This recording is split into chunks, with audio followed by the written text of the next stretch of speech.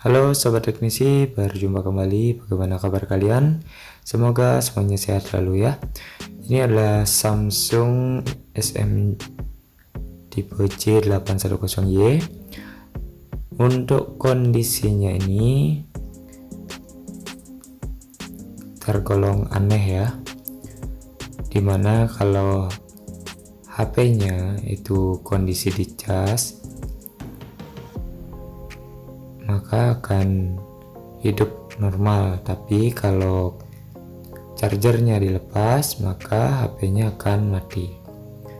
Baik, di sini bisa kita lihat sama-sama untuk indikator baterainya 95%. Saya coba untuk hidupkan dulu HP-nya biar teman-teman bisa lihat.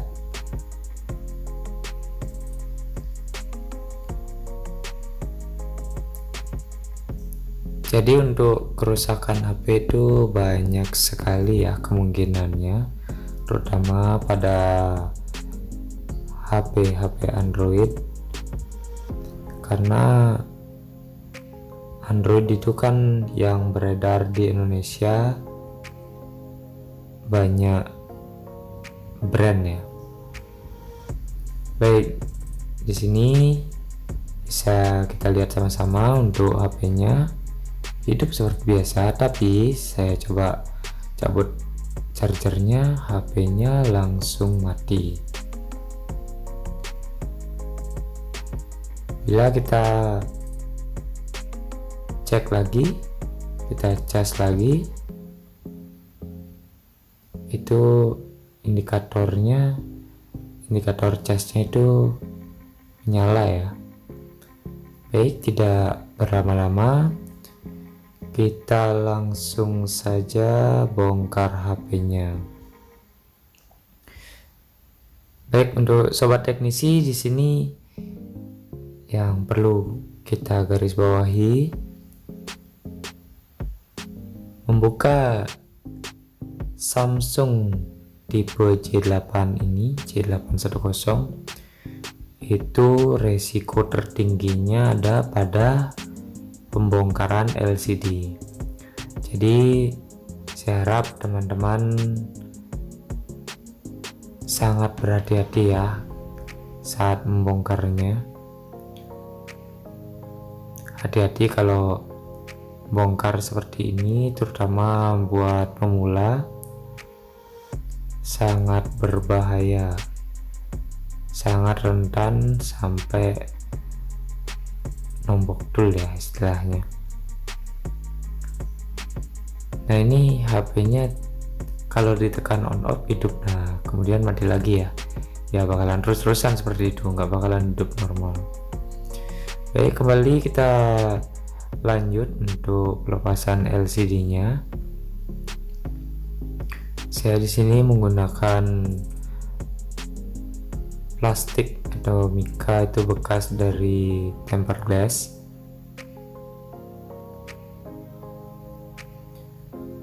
Tidak usah terlalu keburu-buru ya, karena di bawah ini kan ada fleksibel, takutnya nanti kegores dan fleksibelnya bisa saja putus.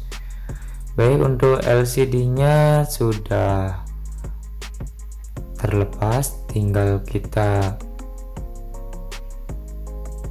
buka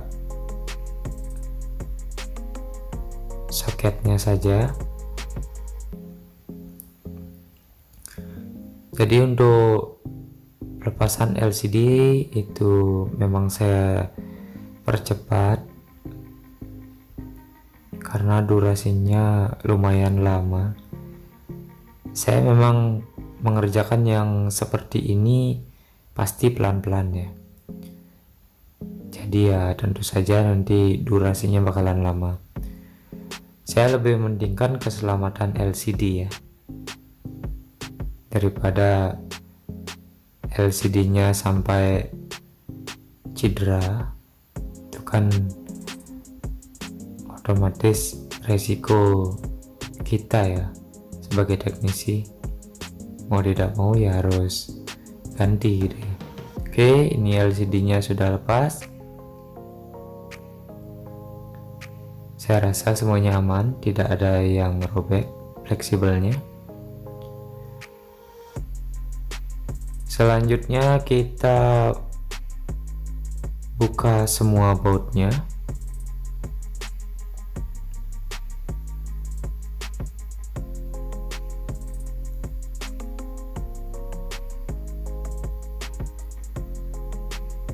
Oke, lanjut kita cek dulu mesinnya ya,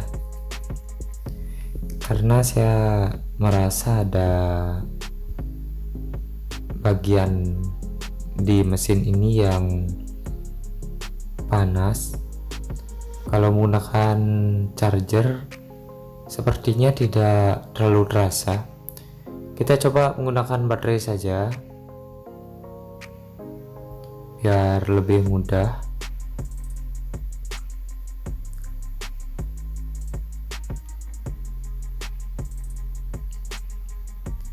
Baik, dengan pengecekan sederhana seperti ini saya sudah merasa ya di bagian mana yang paling panas. Ternyata di bagian depan.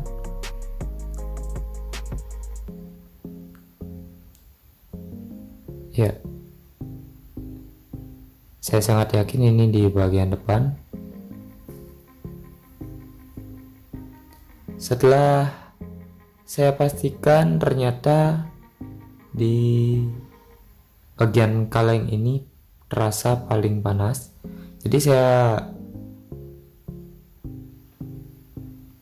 lepas dulu kalengnya menggunakan tang khusus ya. Kalian jangan gunakan tang yang lain, gunakan tang khusus untuk membuka kaleng. Bisa juga pelepasan kaleng seperti ini menggunakan blower, tapi tentu menggunakan blower itu resikonya lebih besar.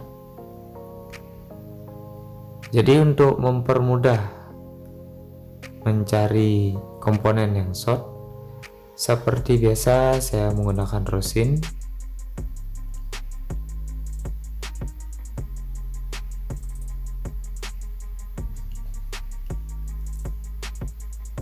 Baik, lanjut kita tempelkan kembali baterainya dan terlihat jelas bagian IC ini langsung lumer.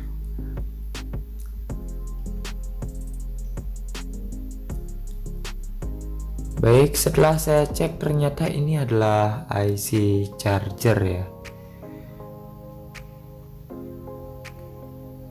Jadi IC ini yang menyebabkan HP-nya kalau dicas baru bisa hidup, setelah chargernya dilepas HP-nya kembali mati. Biasanya kalau ada kasus seperti ini itu baterai salah satu penyebabnya ya. Ternyata lain, saya sudah coba menggunakan baterai lain, ternyata sama saja. Baik, selanjutnya kita lepas dulu IC chargernya. Saya menggunakan panas 375 dan anginnya 5. Jadi silakan sesuaikan dengan settingan atau blower kalian masing-masing, karena setiap merek itu bakalan berbeda. Jadi kalian perlu sesuaikan saja ya. Kemudian untuk sisa timah yang masih menempel di mesin itu tadi saya hilangkan. Selanjutnya saya cek kapasitor di sekitar IC charger, ternyata tidak ada yang short. Jadi kalau misalkan ada yang short, kita cabut saja, tapi ternyata di sini tidak ada yang short ya. Dan ini kita lanjut mengganti IC casnya. IC cas yang baru sangat saya sarankan itu dicetak ulang dulu. Kalau tidak dicetak ulang, saya yakin kemungkinan besar itu gagal, jarang berhasil karena timahnya kurang bagus. Nah, ini untuk cetakan IC nya saya menggunakan cetakan IC iPhone 6 atau 6s, karena untuk posisinya itu dia mirip sekali ya, jaraknya itu mirip sekali.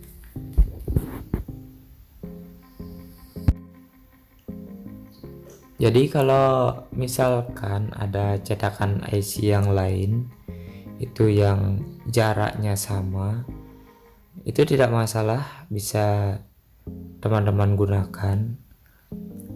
Karena kebetulan saya tidak punya cetakan IC yang benar-benar pas sesuai kode IC ini.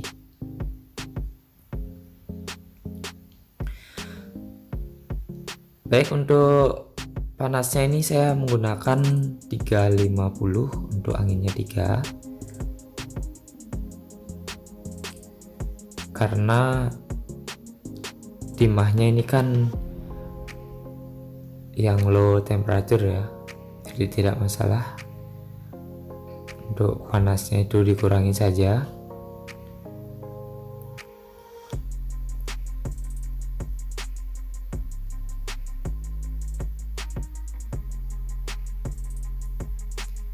Untuk proses cetak IC ini mungkin tidak terlalu banyak bisa saya jelaskan.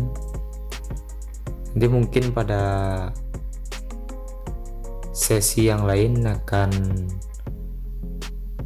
kita sama-sama belajar. Mungkin kalau sempat saya buatkan nanti videonya khusus untuk cetak IC. Baik, proses cetak IC-nya sudah selesai. Di bagian pinggir-pinggirnya ini ada lebihnya, jadi memang begini resikonya kalau menggunakan cetakan IC yang tidak sama atau tidak sesuai tipenya. Tapi yang penting jadi ya. Untuk tinggi kaki-kakinya itu juga sudah rata. Selanjutnya kita bersihkan IC-nya dari sisa timah yang berlebihan tadi ya, kemudian dari sisa fluk juga, biar hasilnya bersih. Dan ini adalah hasilnya. Kita menggunakan IC yang baru ya.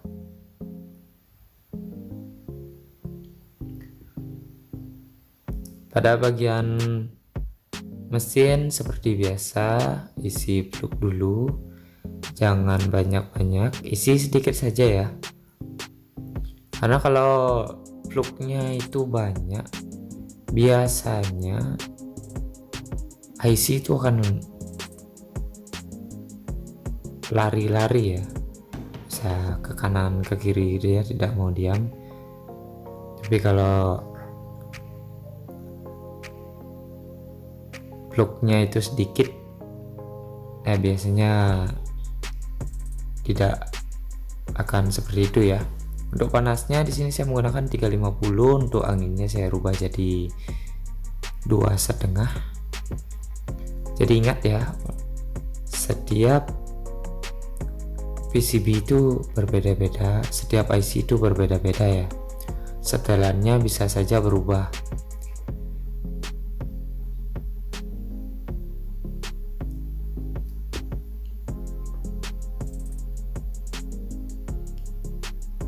Baik, ini proses pemasangan sudah selesai. Selanjutnya kita bersihkan dari sisa fluk yang masih menempel biar kerjaannya rapi.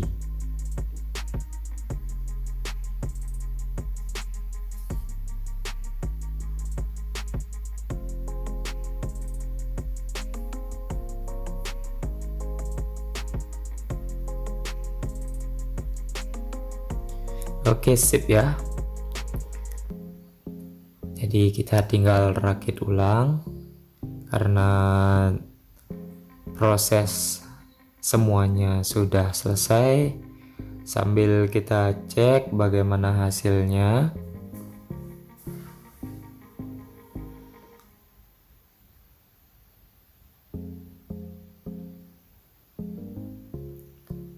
Mudah-mudahan langsung jos ya. Mudah-mudahan nggak kumat-kumatan lagi.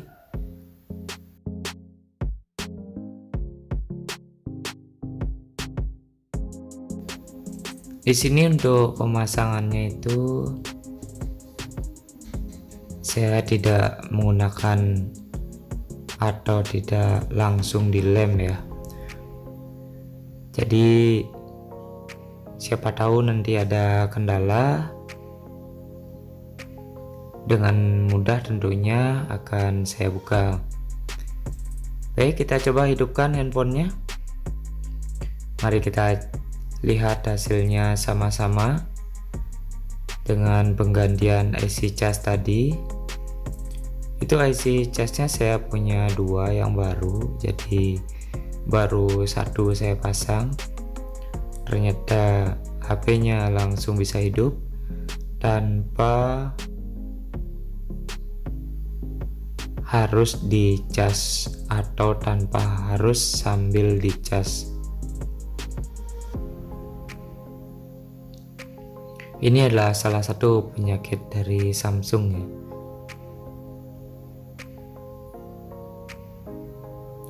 Tipe lain juga ada yang seperti ini, yang Oppo F1s.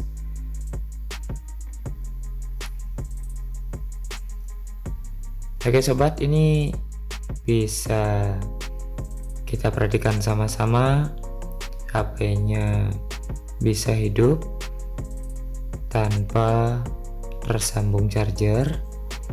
Saya cek dulu ya fungsi dari volume atas sama bawahnya.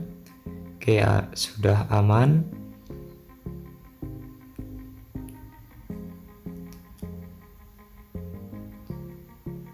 Sekalian tes untuk pengecasannya. Oke, sudah bisa. Takutnya nanti kendalanya malah nggak bisa dicas.